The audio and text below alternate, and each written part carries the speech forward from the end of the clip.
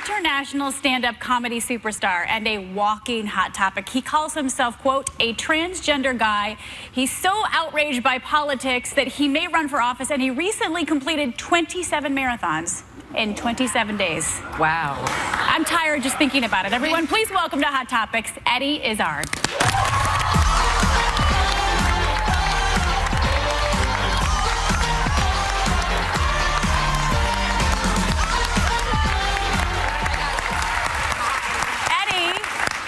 We would ask if we could take a selfie. Are you comfortable, or a Snapchat? Are you comfortable with any of that? I've got a lot of headlights, and and they want to go and visit someone. I wanted to talk about the headlights thing. Who did the measurement? Who was going around saying, no headlights, no headlights? Who's checking for this? I don't know where that information came from. It's not a nice first question. Do you have lice before you pose? No, and I think most of the people that I do selfies with are non-lice people, and I try and make a non-lice audience. You know, it's one of my rules for the audience.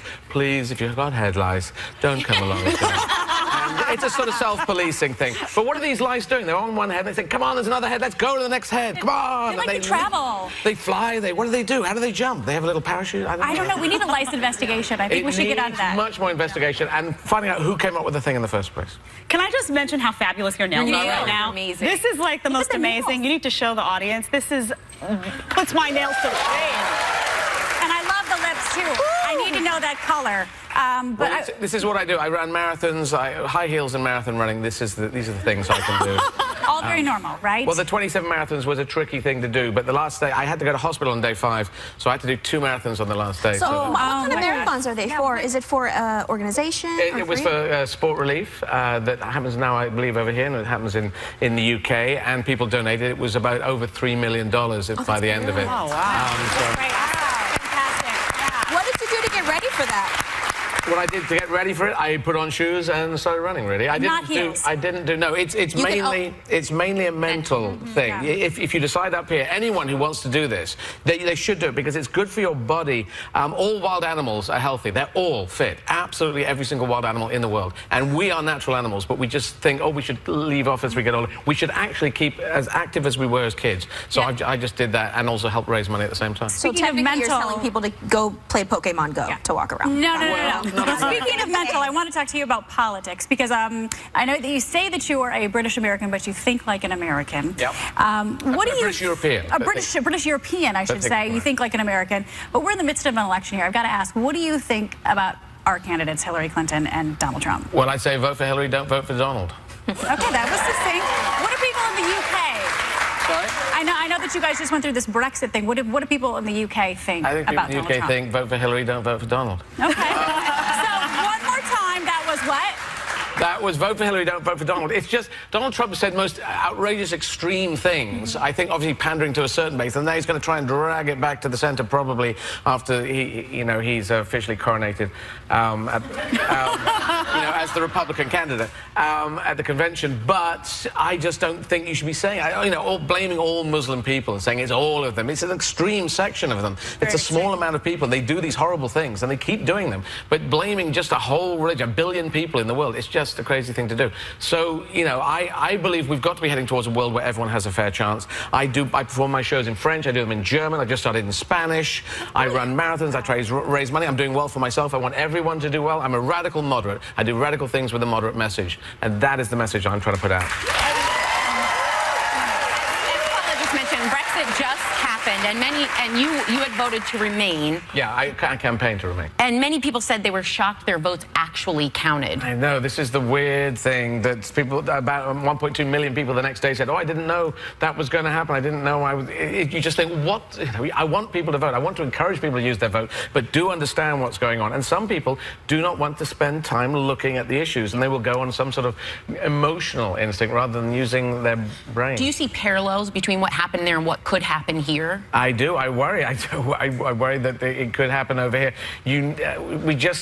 It's most people in the world, I think, are centre, centre, left, centre, right, around there. If we all suddenly rush off to the extremes and we can say extreme things, that's back to the 30s and 40s. We are, as humanity, we have to keep moving forwards and upwards, not backwards and down. We need to say, I'm proud of who I am. I'm proud of my country, but I'm still reaching out to other countries and saying, who are you? What do you do? Can we learn from you? Can you learn from us? Be positive about it, but don't run and hide. Don't pull off. Don't build walls. Don't run away and hide. We should be... And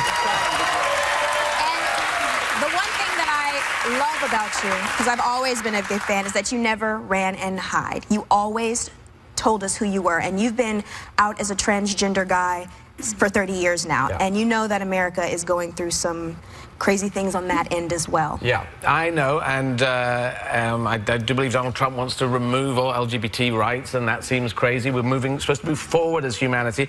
I've got an answer for the toilet. You have a whole toilet question thing. Just remove urinals from men's toilets, okay? It's a bit radical, this. You remove all urinals. They're all urinals. I've never heard of urinal. Yeah, I'm like, there's a rhino? I thought there was something else. You say leisure, we say leisure. You know, one of those things. Okay, so the urinals, as you call them. So you remove those, and so they're all cubicles. Then you just make them all unisex, just like in a restaurant. You just go unisex thing, and then everyone can use them. Women won't have to queue anymore. Women can go to anyone. It'll all be sharing it, and all the problems disappear. Just remove the urinals, and then the whole question disappears out the window. I have a question. How was it coming out at that time? How was it coming out? It was incredibly hard. In 1985, I didn't get any front covers. I didn't get anything. I think it's great that Caitlyn Jenner's done her thing, and a lot of activists, LGBT activists, have done things over the years, and so the profile is higher now. But back in '85, it was a tricky old thing. But I am sort of Special Forces Civilian Division. I just go out and do these. I did actually want to be in the Special Forces when I was a kid. I was going to be in the Marines or the Paras and then try and get into that. Instead, I thought, no, I won't do that. I'll do this. I'll do my creative stuff. I'll do acting. I'll do drama. And I'll be honest, in 1985, when I was 23, I thought I'll come out and I will fight the fights. And people have abused me in the streets. They've fought me in the streets. They've shot me. I know. I fight back. I took people to court. Someone was just back in London was abusing me in the streets, and so I reported him to the police, and so they made action about it. So against hate crime. So you've got to stand tall. It's difficult because it's scary, but you've got to stand tall. Eddie, I want to talk to you about, you're on tour right now, your Force Majeure tour. You've been on for 3 years. You're planning on doing shows on all 50 states. You've been in 28 countries. Do you have to tailor your jokes based on where you are? Do you feel you have to approach it differently? No, I actually try and do it that all the audiences, I assume they are smart and they're switched on. So I start off talking about human sacrifice and saying, what a crazy idea. Why did we ever think human sacrifice was going to work? And if I do the show in Moscow, St. Petersburg, if I do it in Richmond, Virginia, if I do it in Los Angeles at the Hollywood Bowl, they all get it. London gets it, Istanbul gets it. So I assume the intelligence of my audience. My stuff's very silly, but very bright and smart and twisted, and it has lots of squirrels with guns and things like this. So it's very Monty Python.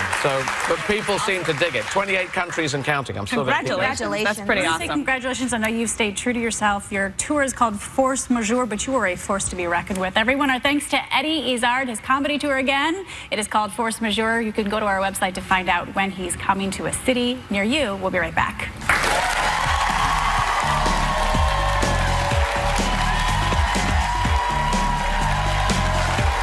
Star Trek Beyond stars Zoe Saldana and Simon Pegg. Plus, it's summer chic for a steal when you view your deal. We partnered with vendors for up to 67% off hot items from head to toe. Before we go, Candace, we want to say safe travels. We know you're heading back to LA after the show today. I am. I'm finishing up the season of Fuller House, so I'll be back in a bit. You when you're gone, and we do want to say thanks for joining us, everyone. As we always say at the end of the show, have a great day and take a little time to enjoy the view. But Sarah wants to leave you with this final thought as you embark on your weekend. Poke smart.